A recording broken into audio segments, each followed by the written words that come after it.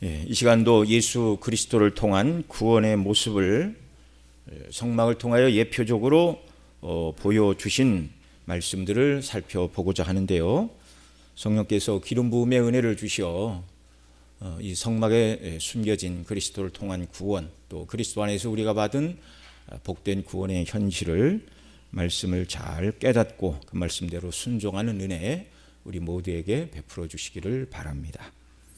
자, 하나님께서 성막을 통하여 보여주시고 말씀하시는 교훈은 범죄하여 타락하여 인생이 하나님의 면전에서 쫓겨났습니다. 에덴, 곧 기쁨과 즐거움의 장소에서 쫓겨난 비참한 인생들이 에덴에서 하나님을 섬기고 또 하나님이 관리하라고 주신 에덴을 잘 지키던 그런 영광스러운 일을 잃어버리고 이제 에덴에서 쫓겨나 얼굴에 땀이 흐르지 않으면 먹을 수 없는 존재, 열심히 일해서 하는 일이 겨우 자기의 일용할 양식을 위해서 살아가야 되는 하나님이 처음 창조하신 존재로부터 너무나 많이 아래로 떨어졌죠. 그걸 타락이라고 합니다. 너무나 타락하고 정말 보잘것없는 인생들로 이렇게 정말 밑으로 내려가고 말았습니다. 이런 인생이 하나님 앞에 선다는 것은 두려움이 되었습니다. 이제 이런 죄인이 하나님의 면전에 서게 되면 심판을 받기 위해서 서야 되니 두려움과 떨림으로 어미하신 하나님의 영광 앞에 서게 되는데, 그런데 하나님께서 우리를 긍휼히 여기사 하나님 앞에 두려움과 떨림으로 심판을 받기 위하여 서는 것이 아니라 범죄하여 잃어버린 것, 바로 하나님과의 교제이죠. 범죄 이전에 하나님과의 교제를 회복하고 어떻게 구원받을 수 있는지를 보여주시고 말씀해 주시는 것이 성막의 예표를 통한 교훈이라는 말씀입니다. 범죄함으로 에덴의 동쪽으로 쫓겨난 죄인들이 다시 동으로 난 성전의 문을 열고 들어가 번제단과 물두멍에서 죄를 씻고 성소와 지성소에 이르러 하나님을 섬기고 하나님과 교제하는 구원의 길을 성막을 통하여 우리에게 활짝 열어 보여주셨습니다. 이렇게 구원의 길을 성막을 통하여 보여주신 것은 비참한 인생이 스스로의 힘과 지혜로는 이 길을 만들 수도 없고, 또 하나님이 가르쳐 주시지 않으면 하나님이 만들어내신 이 길을 인생이 찾을 수도 없기 때문에 그렇습니다. 사람이 범죄함으로 잃어버린 낙원, 곧 하나님을 섬기며 하나님과 교제하는 영광을 다시 회복하는 길은 하나님께서 만드신 구원의 방식, 이걸 주목해야 됩니다.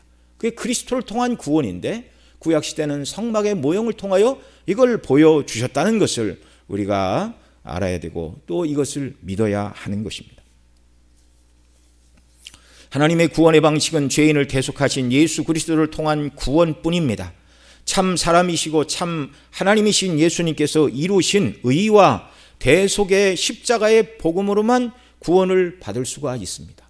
그래서 세상의 다른 종교를 가진 모든 사람들이 기독교를 향하여 편협하다, 왜 당신들에게만 구원이 있느냐라고 그렇게 기독교인들이 마음이 옹졸한 사람으로 그렇게 치부하지만, 마음이 옹졸해서 그런 것이 아니라 죄인과 하나님 사이의 구원의 길은 사람 스스로가 만들어서 하나님께 이를 수 없고 무능하고, 인간은 전적으로 타락하고 부패해서 스스로 구원의 길이 무엇인지도 모르고 구원의 길을 만들 능력은 더더욱 없습니다.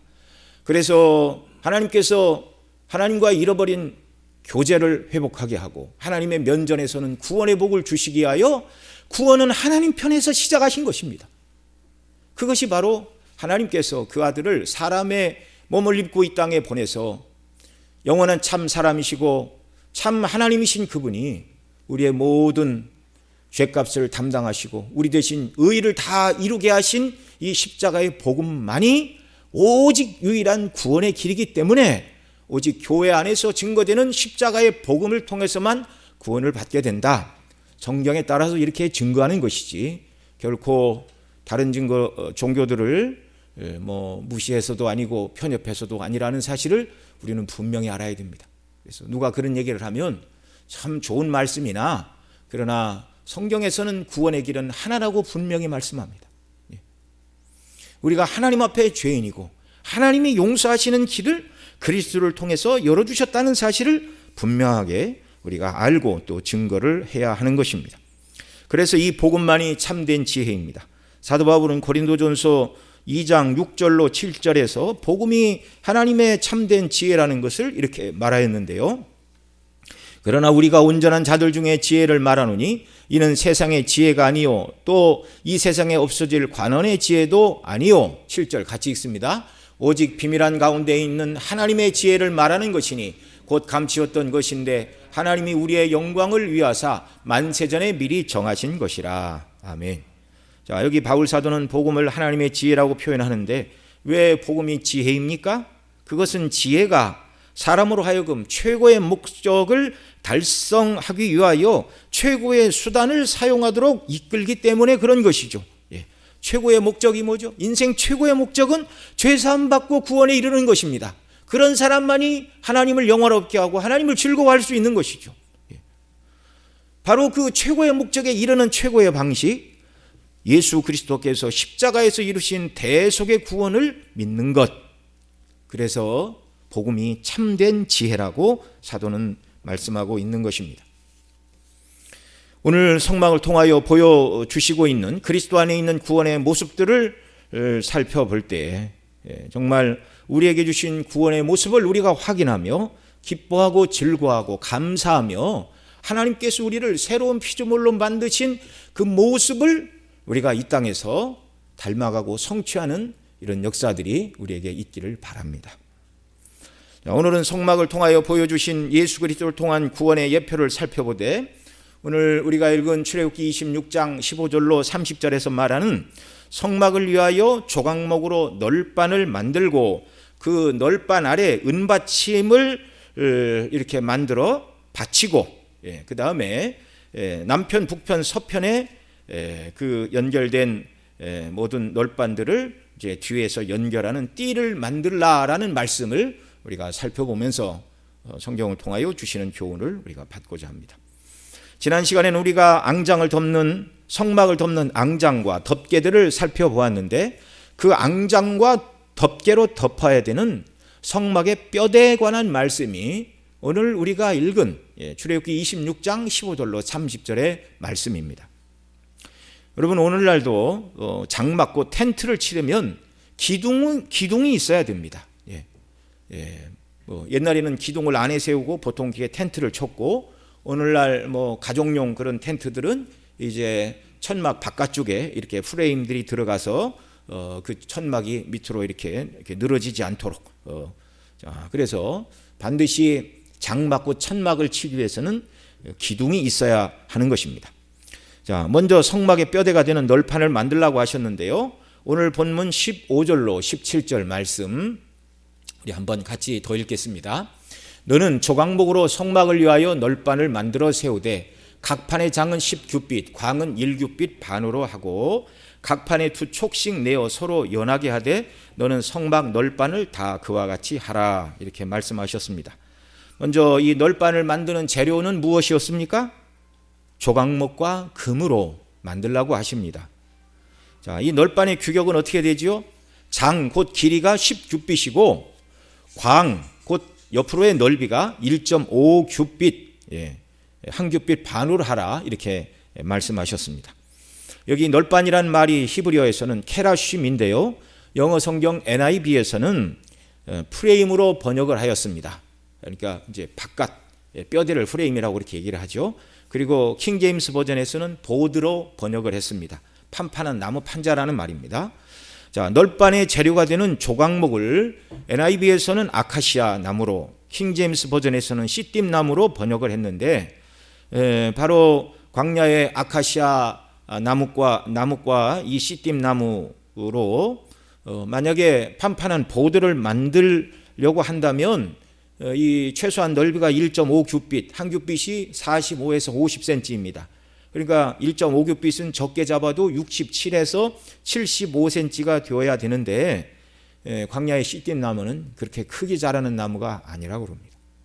그렇게 큰 나무는 찾을 수도 없고요. 구불구불하고 딱딱하고 이렇게 옆으로 그런 자라는 나무라는 것입니다. 자, 그래서 이 케라심이라는 말을 프레임으로 해석한 NIV 성경이 훨씬 더 타당해 보인다고 구약 학자들은 그렇게 말을 합니다. 그래서 지난번에도 말씀을 드린 것처럼 이 널빤이 프레임인데 이 프레임 사이로 첫 번째 앙장, 그 청색, 자색, 홍색 실로 그룹을 수놓은 모습을 지성소와 성소 안에서 벽을 쳐다보면 볼 수 있도록 그렇게 만들라고 한 것이다. 그렇게 구약 학자들은 주석을 합니다. 자, 이 널빤을 만드는 방식은 이제 어떻게 하라고 그랬습니까? 널빤을 만들어 세우는 방식, 각 판에 두 촉씩을 내어서 서로 연하게 하라 이렇게 말하고 있습니다. 장, 그러니까 길이가 10규빗, 폭이 1.5규빗인데요. 이런 널빤, 그 프레임을 옆에 이렇게 나란히 세우는데 그냥 세우면 넘어지겠죠. 그러니까 이 널빤 옆에 두 촉씩을 내라 그 말입니다. 그래서 이렇게 끼워서 여기를 옆으로 이렇게 끼우는 식으로, 이것은 어린아이들이 가지고 노는 블록 장난감을 연결하기 위하여 요철 부위에 서로 끼워 맞추는 방식과 같은 것이라 하겠습니다. 자, 그러니까 이 널빤들을 이제 옆으로 촉을 내어서 이렇게 끼워서 하나가 되도록 그렇게 하라는 말씀이죠.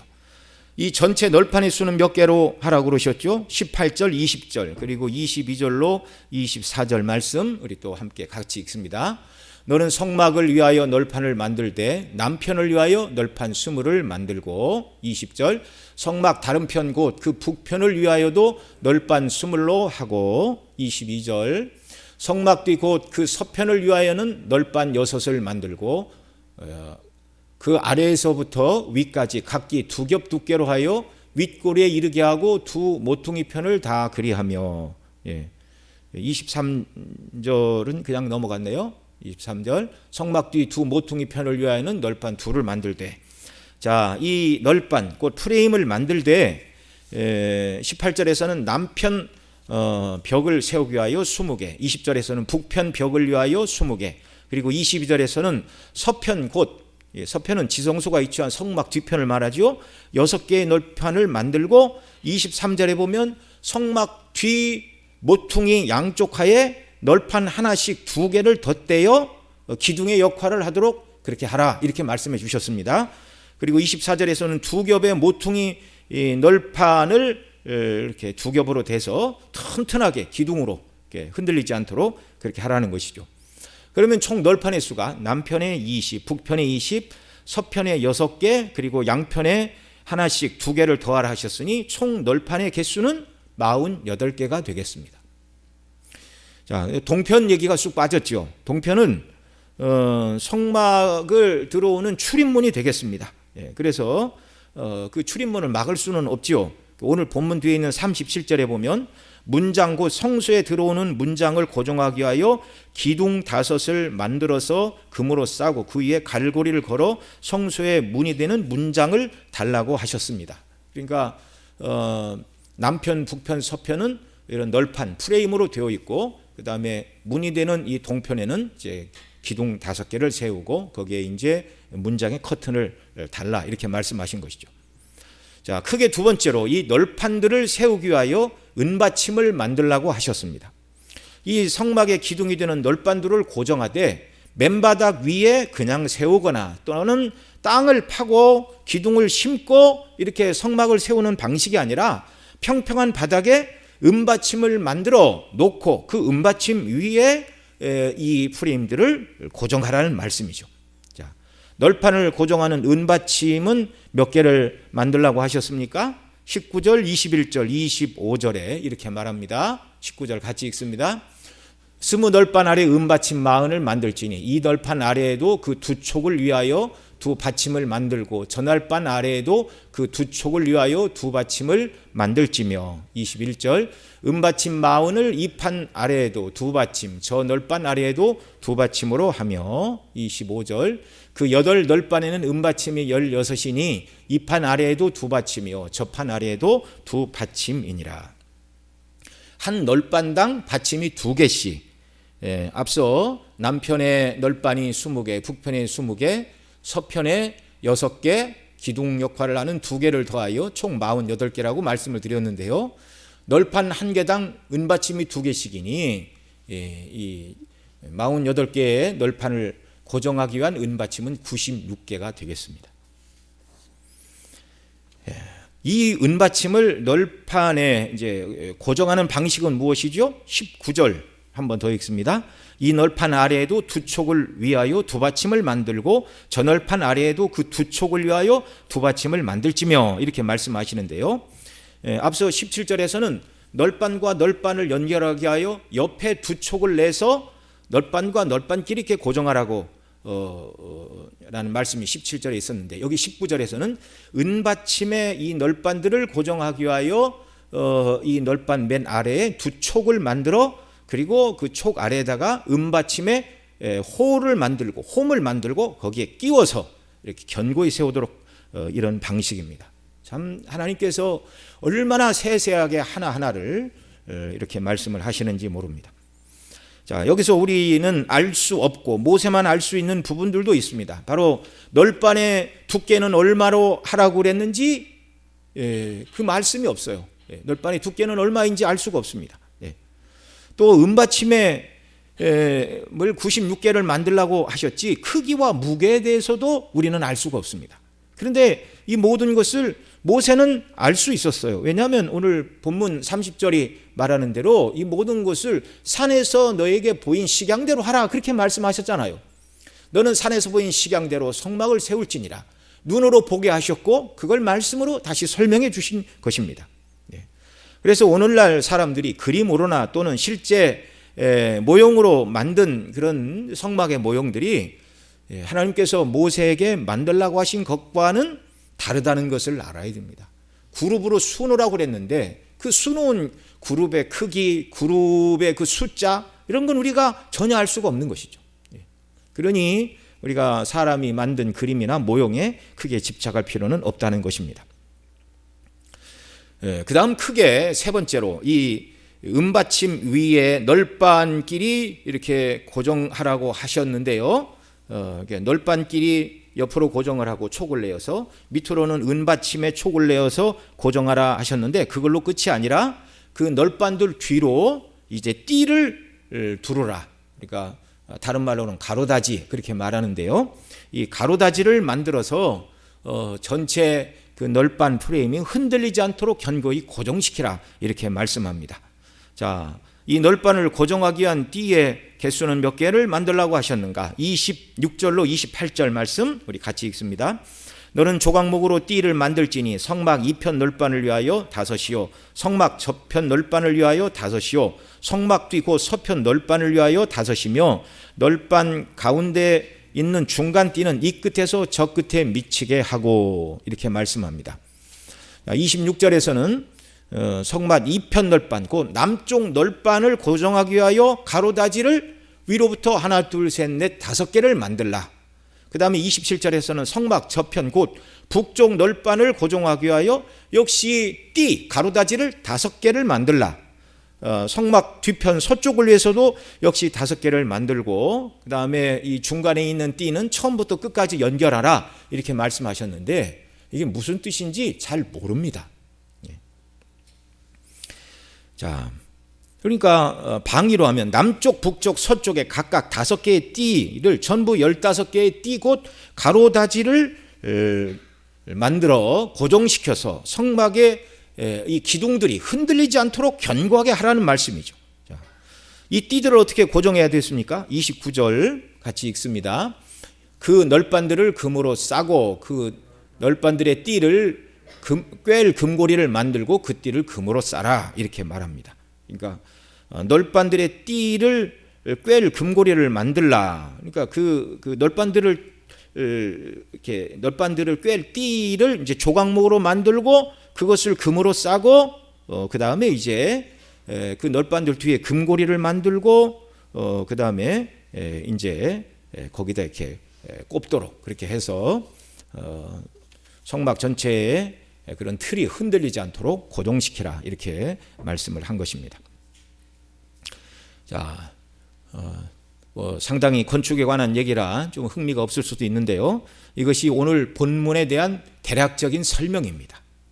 널판과 그리고 그 널판을 고정하는 은받침 그리고 널판들을 뒤에서 고정하는 가로다지, 이제 남쪽, 북쪽, 서쪽에 각각 5개씩 15개 가로다지를 만들어서 고정시키라라는 말씀, 성경 본문이 말하는 바 내용대로 우리가 살펴보았습니다. 자, 그러면 이제 성막의 뼈대가 되는 48개의 널판을 만들라고 하셨는데, 이 널판들은 무엇을 상징하는 것이며 이 널판을 연결하는 방식이 우리에게 주는 교훈은 무엇인가? 이 영적인 의미들을 우리가 살펴봐야 하겠습니다. 자, 먼저 이 각각의 널판들은 무엇을 상징하는 것이죠? 17절에 각 판에 2촉씩 내어 서로 연하게 하되 너는 성막의 널판을 다 그와 같이 하라, 이렇게 말씀해 주셨습니다. 여러분, 성막의 모든 것은 다 그리스도의 예표이고 그리스도 안에서 우리에게 주어진 구원의 복을 받은, 우리가 받은 복의 모습들입니다. 이 성막, 출애굽기 25장 성막을 만들지라 말씀하실 때 처음 시간에 이제 구약의 성막과 성전은 예수님의 예표라고 맨 먼저 말씀을 드렸습니다. 이것을 주님께서 확인해 주셨죠. 예루살렘 성전을 바라보고 너희가 성전을 헐라 내가 사흘 만에 일으키리라 말씀하셨는데, 사람들은 저 성전을 46년 동안 지었는데 저 사람이 어떻게 사흘 만에 일으킨다는 말인가, 참 참남한 말을 한다, 그렇게 말했죠. 그런데 예수님이 죽으시고 부활하신 다음에 제자들이 그 의미를 깨달았습니다. 이는 죽었다가 살아나실 저의 몸을 말하는 것이더라. 예수님이 성전이십니다. 구약의 성막과 성전은 참 성전이신 그리스도의 예표입니다. 또한 구약의 성막과 성전은 그리스도 안에서 구원받은 성도, 곧 교회를 구성하는 저와 여러분이 또한 성막이고 성전입니다. 이것을 고린도전서 3장 16절에서는 이렇게 말하죠. 같이 읽습니다. 너희가 하나님의 성전인 것과 하나님의 성령이 너희 안에 거하시는 것을 알지 못하느냐. 예수 그리스도를 믿음으로 그 피로 죄사함을 받고 성령님께서 내주하시는 저와 여러분이 하나님이 거하시는 성전입니다. 또한 에베소서 2장 20절로 22절에서 이렇게 말씀하십니다. 같이 읽습니다. 너희는 사도들과 선지자들의 터 위에 세우심을 입은 자라. 그리스도 예수께서 친히 모퉁이 돌이 되셨느니라. 그의 안에서 건물마다 서로 연결하여 주 안에서 성전이 되어가고 너희도 성령 안에서 하나님이 거하실 처소가 되기 위하여 예수 안에서 함께 지어져 가느니라. 아멘. 사도와 선지자들의 터 위에 세우심을 입었어요. 그리스도께서 모퉁이 돌이 되셨느니라. 여기도 역시 그리스도가 성전의 기초라는 것을 말씀하고 있고, 그 안에서 건물마다 서로 연결하여, 이런 표현이 나오는데, 오늘 본문에 등장하고 있는 이 널판들을 서로 연하고 연결하여, 그런 표현들이 계속 등장하고 있습니다. 너희도 성령 안에서 하나님의 거하실 초소가 되기 위하여 예수 안에서 함께 지어져 가느니라. 저와 여러분이 바로 하나님이 거하시는 성전의 그런 구조물들의 일부분들이라는 말이죠. 그러니 성막을 세우는 프레임이 바로 그리스도의 상징이요, 저와 여러분의 상징이라는 것을 어렵지 않게 알 수가 있습니다. 자, 신약의 교회가 바로 성막이죠. 물론 신약 성경에서 교회라고 말할 때 에클레시아라고 말하는데요, 이것은 건물을 말하는 것이 아니라, 에클레시아는 에크와 클레토스의 합성어인데, 에크는 밖으로, 클레토스는 불렀다라는 것입니다. 세상 가운데서 하나님께서 자기에게로 불러내신 백성들이라는 것입니다. 신약의 교회는 건물이 아니고 구원받은 성도들의 공동체, 성도들의 모임, 바로 이것이 교회입니다. 이 교회를 구성하는, 교회의 머리는 예수 그리스도이시고 그 몸을 구성하는 저와 여러분 모두가 오늘 본문이 말하고 있는 각각의 널판들로 이해를 하셔도 되는 것입니다. 이 널판들이 서로 연결하여 성막의 뼈대를 이루었듯이 저와 여러분 모두도 하나로 연결하여 하나님의 성전으로 지어져 가고 세워져 가야 하는 것입니다. 고린도전서 12장 12절로 14절 그리고 18절로 20절에서 이렇게 말합니다. 같이 읽습니다. 몸은 하나인데 많은 지체가 있고 몸의 지체가 많으나 한 몸임과 같이 그리스도도 그러하니라. 우리가 유대인이나 헬라인이나 종이나 자유자나 다 한 성령으로 세례를 받아 한 몸이 되었고 다 한 성령을 마시게 하셨느니라. 몸은 한 지체뿐 아니요 여럿이니 그리고 18절로 갑니다. 그러나 이제 하나님이 그 원하시는 대로 지체를 각각 몸에 두셨으니 만일 다 한 지체뿐이면 몸은 어디뇨? 이제 지체는 많으나 몸은 하나라. 아멘. 예. 신약의 교회는 하나입니다. 예수님이 머리이시고 그 다음에 모든 성도들이 다 그 몸을 구성하는 몸의 하나의 요소 지체다 그 말이죠. 손도 되고 팔도 되고 눈도 되고 귀도 되고 발가락도 되고 손가락도 되고 관절도 되고 혈관도 되고 힘줄도 되고 저와 여러분 모두 우리가 하나로 연결되어 예수님의 한 몸을 이루는 것입니다. 성막을 통하여 성도들이 어떻게 하나로 연합되고 연결되어야 하는지를 계속 보여주시는 것이죠. 연하여 합하여 계속 이런 표현이 등장을 하고 있습니다. 우리 지난 시간에 살펴본 출애굽기 26장 앞부분에 보면 3절에서 첫 번째 앙장을 5복씩 서로 연하고 이렇게 말하고 있죠. 서로 연하고 4절로 5절에서는 5복씩 연한 앙장 둘의 말폭과의 청색고를 만들고 그 고의 금 갈고리 50개로 앙장을 연합하여 한 성막을 이룰지니라 이렇게 말하고 있습니다.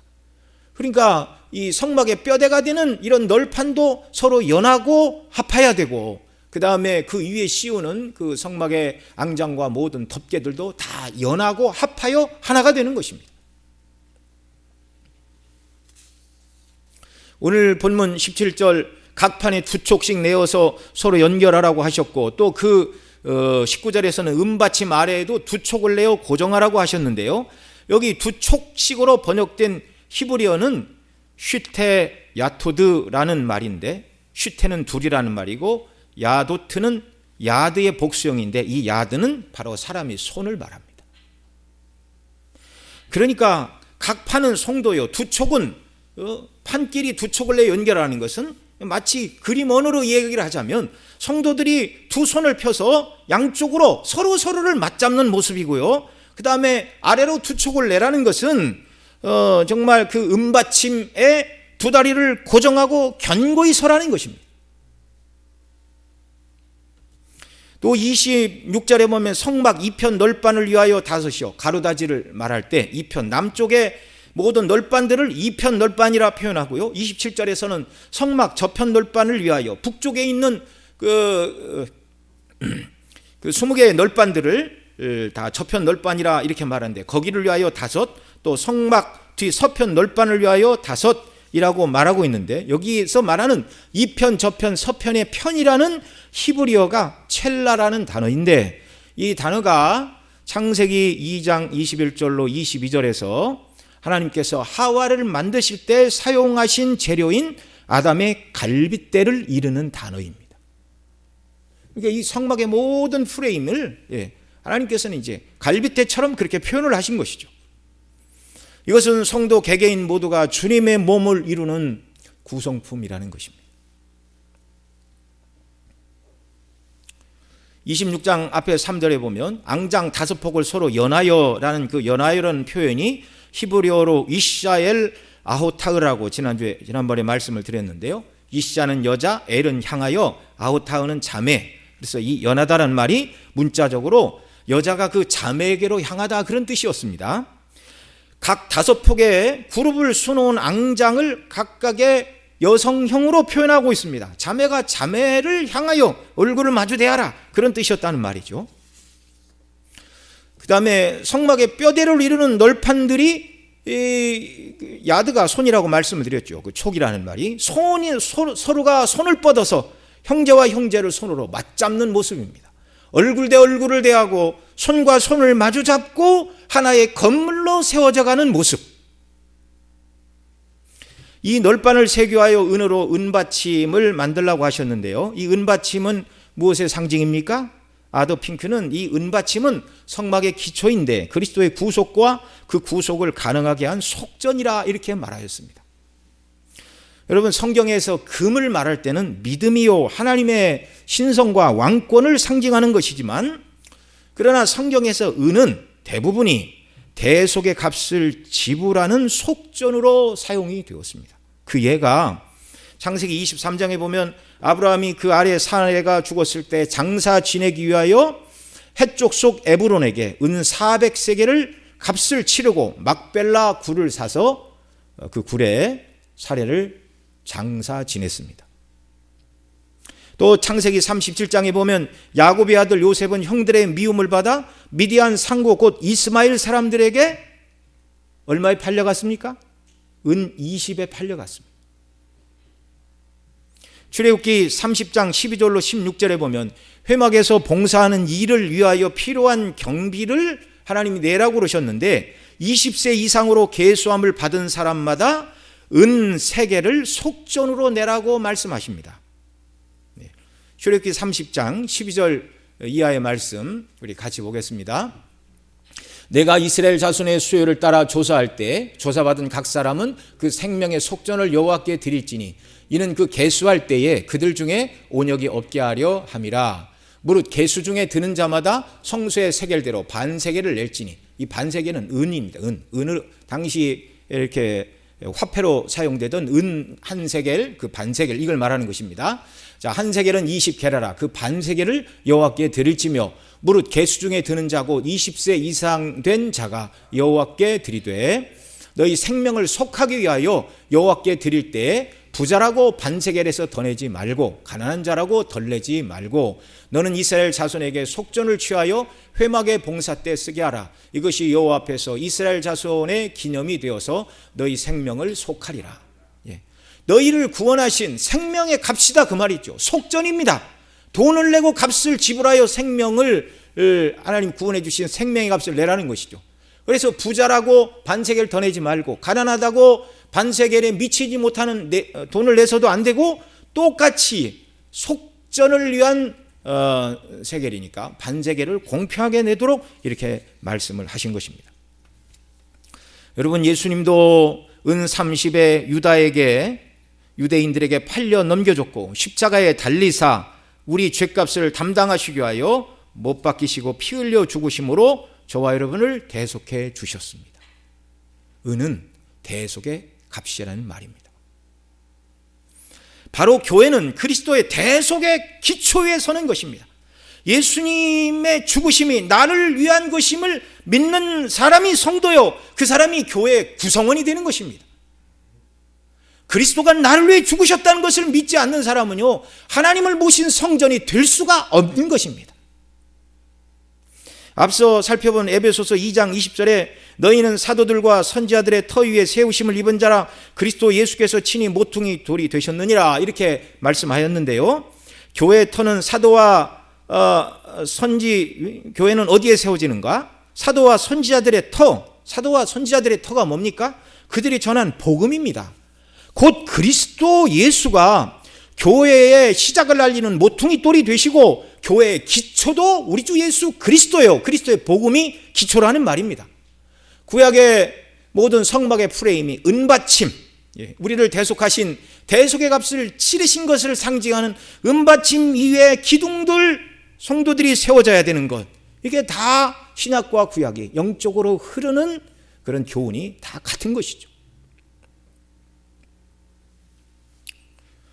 그 다음 남편, 북편, 서편에 세워진 널판을 보강하기 위하여 각각 5개의 띠, 총 15개의 가로다지를 만들어 고정하라고 하신 것은 오늘 우리에게 어떤 의미를 주는 것입니까?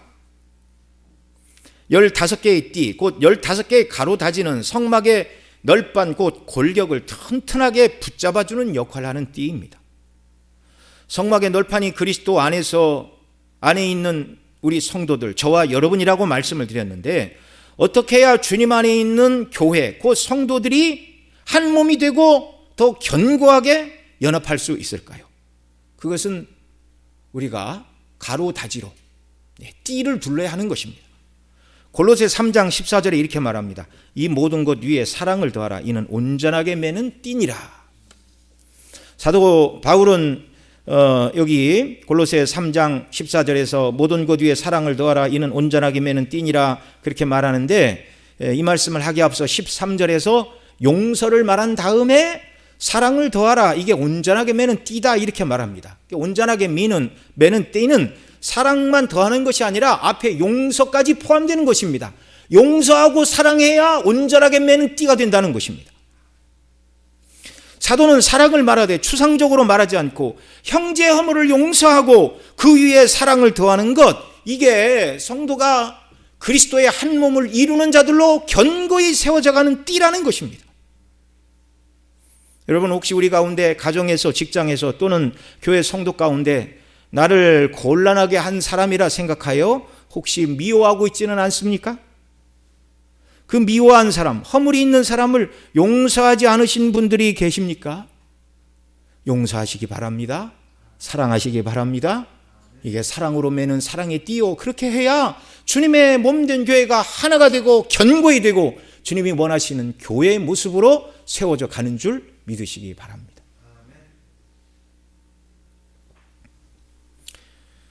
에베소 4장 4절로 6절에서는 이렇게 말합니다. 몸이 하나요 성령이 하나이니 이와 같이 너희가 부르심의 한 소망 안에서 부르심을 입었느니라. 주도 하나요 믿음도 하나요 세례도 하나요 하나님도 하나이시니 곧 만유의 아버지시라. 만유 위에 계시고 만유를 통일하시고 만유 가운데 계시도다. 저와 여러분은 한 분 하나님을 믿고 섬깁니다. 한 분 하나님께서 천지와 만물과 인생을 창조하시고 지금도 통치하시는 만유의 주님, 그 한 분 하나님을 저와 여러분이 믿습니다. 주님도 한 분이십니다. 우리 주 예수 그리스도만이 오직 유일한 구원의 길이시고 우리의 구주이시며 우리의 주님, 저와 여러분의 주인이십니다. 믿음도 하나라고 말씀합니다. 오직 예수님을 믿는 믿음으로만 구원을 받습니다. 세례도 하나라고 말합니다. 참 구원에 이르게 하는 세례는 성령 세례 하나입니다. 침례를 하든지 관수를 하든지 물을 뿌리든지 이걸 말하는 게 아니라 본질적으로 우리가 하나님의 백성임을 증언하는 표지, 성령 세례.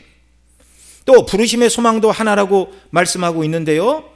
정말 여러분, 우리가 예수님 믿는 소망이 무엇입니까? 각자 이런저런 모든 것을 말한다 할지라도 성경이 우리에게 주시고 있는 소망은 공통적인 것입니다. 바로 저와 여러분이 그리스도를 닮아 거룩해지는 것이고 예수님처럼 하나님의 일에 충성된 사람이 되는 것이고 그리고 궁극적으로는 천국에 들어가 주와 함께 영생을 누리는 것이 저와 여러분 모두에게 주신 동일한 산 소망임을 믿으시기 바랍니다. 다 하나예요. 하나님도 한 분, 주님도 한 분, 믿음도 하나, 세례도 하나, 소망도 하나, 그리고 성령도 하나라고 말씀하십니다. 성령께서 우리를 하나 되기를 원하시고 그리스도의 사랑 안에서 하나 되게 하시는 분이 성령이십니다. 몸도 하나라고 말합니다. 이 몸은 그리스도의 몸된 교회를 말하는데 교회는 그리스도의 터 위에 대속의 은혜와 사랑 안에서 성령께서 평안에 매는 줄로 하나 되게 하신 한 몸입니다. 저와 여러분이 한 몸입니다. 예수님이 머리가 되시고 그 몸을 구성하는 한 몸입니다.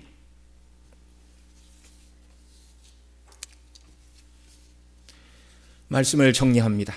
저와 여러분은 성막의 앙장이 서로 연하여 하나가 되게 하라고 하셨는데 이 연하다는 말이 여자가 그녀의 자매에게 얼굴을 향하다라는 뜻이라고 말씀을 드렸는데요. 저와 여러분이 견고한 교회, 주님의 몸된 하나의 교회로 견고히 세워지기 위해서는 형제와 형제가, 자매가 자매가 서로 얼굴을 향하여 들고 사랑의 교제를 나누어야 하는 줄 믿습니다. 그 주일에 성도들 오면 반갑게 웃으면서 서로 맞이하고 웃고 교제를 나누어야 하는 것이죠. 또한 각 널판에 17절에 말하는 대로 옆으로 두 촉을 내고 은받침에 고정하게 하여 아래에 두 촉을 내라고 19절에서 말씀했는데 이 촉이 야드고 손이라고 말씀을 드렸죠. 그리스도의 대속이라는 은받침 위에 발을 고정하고 형제가 형제를 향하여 손을 펴고 서로 잡아주어 넘어지고 흔들리고 주저하지 않도록 붙들어 주어야 한다는 것입니다. 그래야 연약한 자들이 넘어지지 않고 견고하게 설 수 있습니다. 여러분, 형제를 손으로 잡아주는 것이 무엇이죠? 서로 위에서 기도하는 것인 줄 믿으시기 바랍니다. 서로를 사랑으로 섬기는 것입니다. 넘어진 자를 격려하고 일으켜주는 것이며 연약한 자를 돌봐주는 것이 바로 손을 잡아주는 것입니다. 저와 여러분의 관심이 한 집에 사는 가족, 곧 부모와 자식이나 형제나 자매나 남편이나 아내에게만 머물지 않기를 바랍니다. 왜요? 우리에게는 집에 있는 가정만 주신 것이 아니라 큰 가정을 주셨어요. 하나님의 아버지이시고 저와 여러분이 그 하나님의 그리스도 안에서 받아들여진 양자들입니다. 저와 여러분 모두는 하나님을 아버지로 부르는 한 가정의 권속, 곧 형제와 자매로 부르셨습니다. 앞서 읽어드린 에베소서 2장 19절에서는 그러므로 이제부터 너희가 외인도 아니요 손도 아니요 오직 성도들과 동일한 시민이요 하나님의 권속이라 말씀하고 있는데, 여러분, 저와 여러분은 하나님 나라에서 손님이 아닙니다. 그 나라의 시민권을 가진 시민이라고 말씀하시고 거기만 해도 영광스러운데, 우리가 하나님 나라의 백성이라는 것을 그 말 가지고 사도가 다 표현하기가 너무 부족해서 그 다음 뭐라고 말합니까? 하나님의 권속이라고 말합니다. 패밀리입니다. 패밀리. 하나님의 가족으로 불러주셨어요. 저와 여러분을. 천국의 일꾼만 되어도 감사한데 천국의 시민이요 더 나아가 천국의 주인이신 하나님 아버지의 영광스러운 아들과 딸들로 그리스도 안에서 저와 여러분을 하나님께서 자녀로 삼아 주셨습니다. 저와 여러분은 하나님의 가족이 되어 아버지의 집인 천국에서 영원토록 살 한 가족임을 믿으시기 바랍니다. 이것이 저와 여러분이 그리스도 안에서 얻은 구원의 영적인 현실입니다. 그러니 지금부터 서로 사랑으로 연합하고 하나가 되어야 합니다. 영원토록 천국에서 얼굴 대 얼굴을 마주 대하고 하나님을 찬양하며 함께 교제할 사람들이 저와 여러분 모두라는 것입니다. 그러니 그런 복되고 영광스러운 삶을 이 땅에서부터 실천해야 하는 것입니다. 훈련해야 하는 것입니다. 그러니 서로 섬기고 돌봐주고 사랑으로 연합해야 되는 것입니다. 범죄한 인생들의 특징이 무엇이죠? 가인은 동생을 돌로 쳐 죽이고 하나님께서 내 아우가 어디 있느냐 이렇게 물으시자 내가 동생을 지키는 자니까라고 뻔뻔하게 거짓말을 하고 대답을 하였습니다. 하나님 아버지께서는 그리스도 안에서 저와 여러분을 한 형제와 자매를 지키라고, 그리고 사랑하고 돌봐주는 한 가족, 새로운 피조물로 만드셨음을 믿으시기 바랍니다. 이것이 주님이 계획하신 교회의 모습입니다. 범죄한 가인은 내가 동생을 지키는 자입니까? 이렇게 말했지만 저와 여러분은 하나님 앞에서 무엇이라고 말해야 된다고요? 그리스도 안에서 형제로 삼아주신, 자녀로 삼아주신 교회 옆에 있는 우리 모든 성도들, 그들이 나의 형제요 자매요, 나는 그들을 지키는 자로 주께서 나를 부르셨습니다. 우리 모두가 우리 자신을 그렇게 이해를 해야 한다는 말입니다. 여러분, 이 일은 우리 힘만으로 되는 것이 아니죠. 그러니 믿음의 기초인 은받침, 곧 그리스도의 대속의 은혜 위에 우리가 견고히 서야 되고, 성령께서 우리를 그리스도의 사랑으로 하나로 묶어주시기를, 그래서 말씀드린 대로 혐의나 허물 있는 사람을 용서하고 사랑으로 하나가 되는 이런 일들을 행할 수 있는 능력과 은혜를 달라고 우리가 성령의 도우심을 구해야 하는 것입니다. 성경이 말씀하는 교회의 모습, 이 영광스러운 모습이 저와 여러분이 그리스도 안에서 구원받은 모습임을 깨닫고 이 모습대로 순종하며 실천하며 살아가는 귀한 역사가 우리 모두에게 넘쳐나기를 바랍니다. 이 시간 우리 함께 통성으로 기도하겠습니다. 저와 여러분을 하나님께서 그리스도를 머리로 하는 한 몸으로 지으셨는데, 그래서 한 몸은 서로 다른 지체를 사랑하고 돌보라고 하셨습니다. 이 영적인 원리와 비밀을 우리가 잊고 살지는 않았는지 돌이켜보며 형제의 사랑을 실천하지 못한 것, 용서하지 못하고 미워한 죄가 있다면 이 시간 다 주 앞에 용서하고 회개하고 정말 용서하고 사랑으로 하나 되는 이런 은혜를 베풀어 달라고 기도하시기 바랍니다. 또 그리스도의 대속 위에 견고히 서는 자가 되게 하시고 성령의 충만을 부어주시어서 정말 용서와 사랑이 우리의 일상이 되는, 그래서 연합과 일치를 이루는 자들이 되게 해달라고 기도해 주시기 바랍니다. 특별히 연로하신 노년의 성도님들과 병중에 있는 성도들을 위해서 함께 기도해 주시기 바랍니다. 다 함께 같이 기도드리겠습니다. 사랑하시는 아버지 하나님, 이 시간 주 앞에 간절히 기도합니다. 긍휼을 베풀어 주시옵소서. 아버지 하나님, 그리스도를 머리로 하는 한 몸으로 저희들을 지어 주셨는데, 그래서 한 몸은 서로 다른 지체와 연합하고 사랑하고 하나가 되어야 한다고 성경이 가르치고 있는데, 이 영적인 원리와 비밀을 우리가 잊고 살지는 않았습니까? 늘 이 사실을 마음에 기억하게 하여 주옵소서.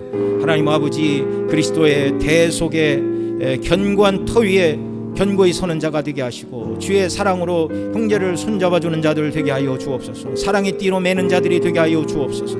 그래서 정말 형제를 미워하는 이 모든 죄를 용서해 주시고 용서하지 못한 자들을 용서해 주시고 사랑으로 연합하고 하나가 되는 놀라운 은혜 주여 우리에게 부어 주시어서 주님이 원하시는 견고한 교회의 모습으로 세워져 가도록 은혜 위에 은혜를 베풀어 주시기를 원합니다. 특별히 이 시간 주 앞에 간과하옵나니 노년의 연약한 성도님들과 병중에 있는 분들을 긍휼히 여겨 주시기를 원합니다. 은혜를 베풀어 주옵소서. 그래서 연약한 모든 분들이 믿음으로 견고히 서게 하시고 또 연약한 모든 분들이 하나님의 은혜 가운데 건강을 회복하며 정말 더 힘있게 주님을 예배하고 섬기는 자리로 나아가도록 긍휼을 베풀어 주옵소서.